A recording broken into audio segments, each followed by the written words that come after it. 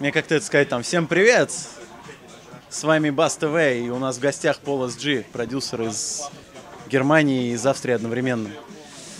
Hi Paul. Hello Ivan. So, question number one, how did you get signed on to Good Looking Records? It happened, I sent loads of tracks to Danny about 4 years ago, and this is where the contact came together. And then he started to be more interested in my music, and I kept on sending music to him. This is how it all came together. Pretty simple, pretty simple. How many clubs did you play? How many venues? How many different places have you visited? It's hard to say. Probably more than 60 different clubs. The thing is, when you do a good job, I guess the promoter keeps on booking you. And most of the promoters, they have their venue.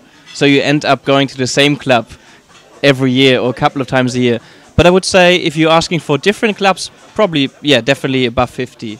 Yeah. And what's your favorite venue? When was the best party you ever participated? My favorite venue was probably playing in the Moulin Rouge in Paris. This is massive strip club. And there's a nightclub as well. It's just next door, and it's the same building. They have the same owner. So it's called La Machine du Moulin Rouge. And I shared the backstage with the striptease dancers from the original Moulin Rouge. That was quite different, yeah. All right, now moving on to your producer side. So what software or hardware do you use to produce music? I don't use any hardware in terms of synthesizers or something. I have an outboard sound card from Apogee. I do use MIDI keyboards, and my sequencer or the software I'm producing with is Ableton at the moment. I used to produce with a software called Orion Pro. It's a German. It's not very well known. It's a German software. But then my computer died, and I had to look for something else. And I got a MacBook.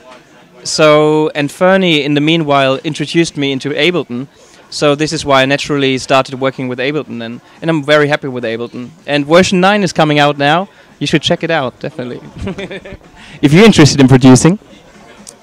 Not really.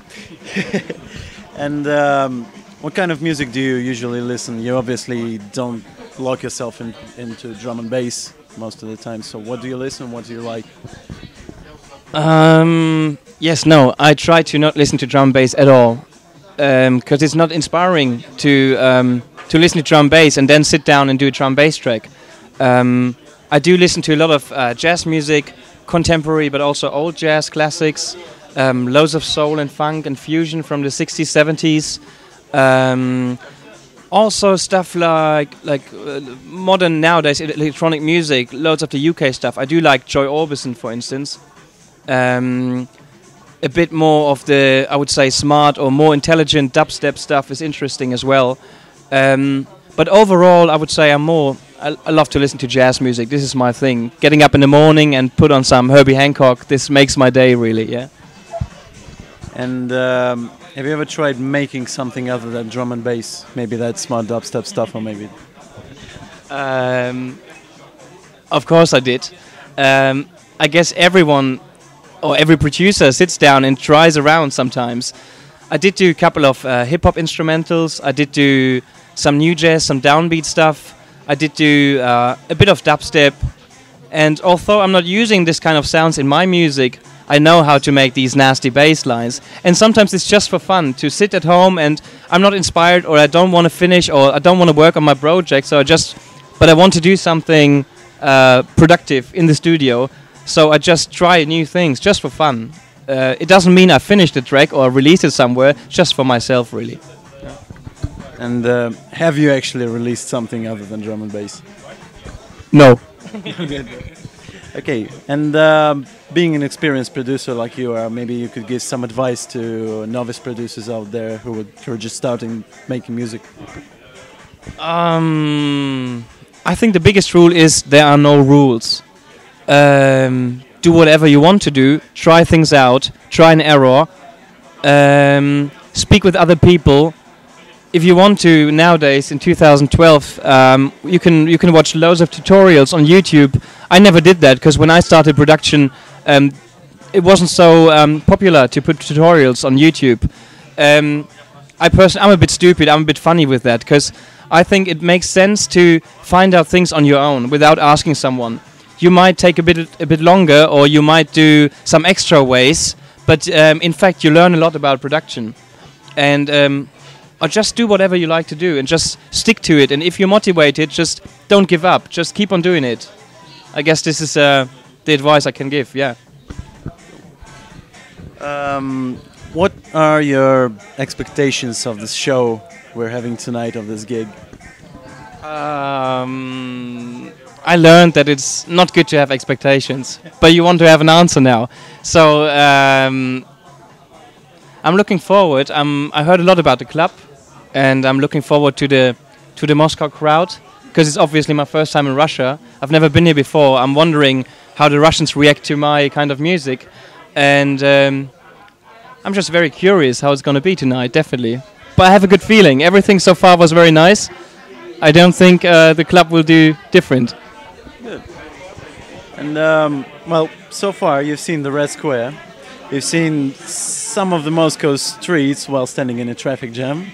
So, is there anything else you'd like to see? Maybe something you've heard of, or anything you're just curious about? Definitely, the Red Square was in my mind, or on my mind. Now it's getting embarrassing because, of course, I don't know everything about Moscow. And you just stole my answer with the Red Square. That should have been my answer now. You told me something about a place where we maybe go tomorrow, where you have a nice panorama view on Moscow. This is something I'm interested in ever since you told me. Yeah. And how'd you like the food?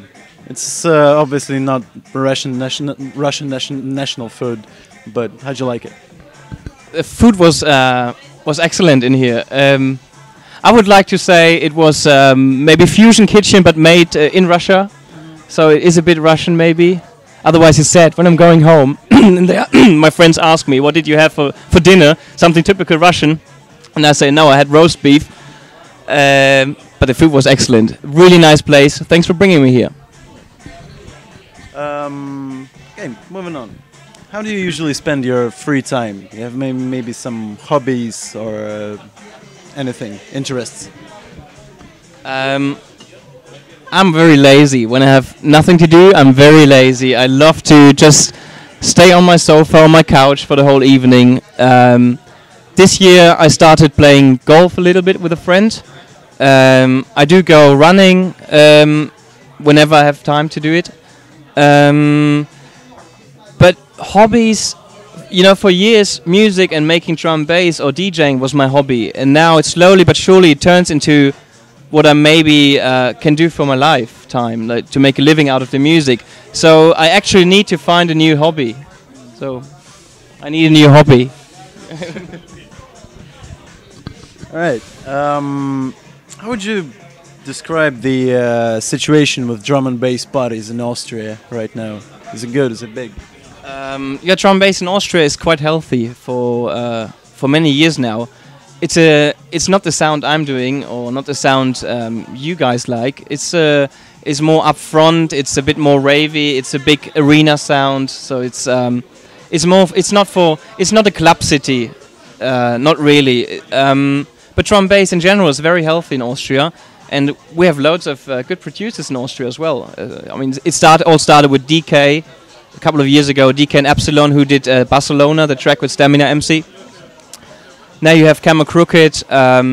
You still have Ill Skills, which used to be DK and Rawful. This is now only Rawful, and he's turning into more of a dubstep electronica thing. He just signed to Dimmac. It's Steve Aoki's label, so a completely different sound. But the drum bass scene in general in Austria is quite healthy. You have the crews in every bigger city. They do nights regularly. Yeah, I can't complain.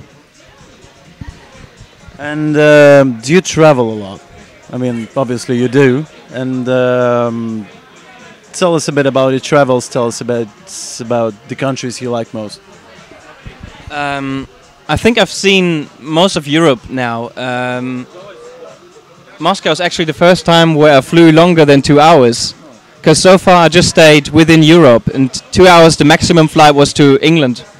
I've seen France, I've seen Poland, I've seen Germany, I've seen Switzerland, I've seen most of the Eastern European states, until you come to the Russian border. I've been to Ukraine, and I have to say I do like the Eastern states a lot. I do like the Czech Republic, I do like Ukraine, because the people over there are really friendly.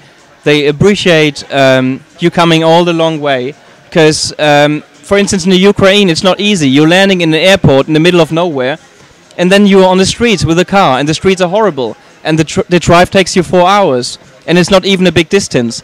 So they appreciate all the effort you put in to get there, and this is something. I just appreciate if there's something coming back from the people, even if it's just a smile, because they're not able to speak English, or they didn't learn English, or they think their English is not good enough.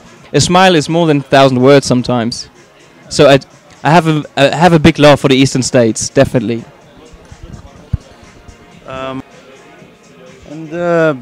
Do you like it in Moscow? So what's your impression of Moscow so far?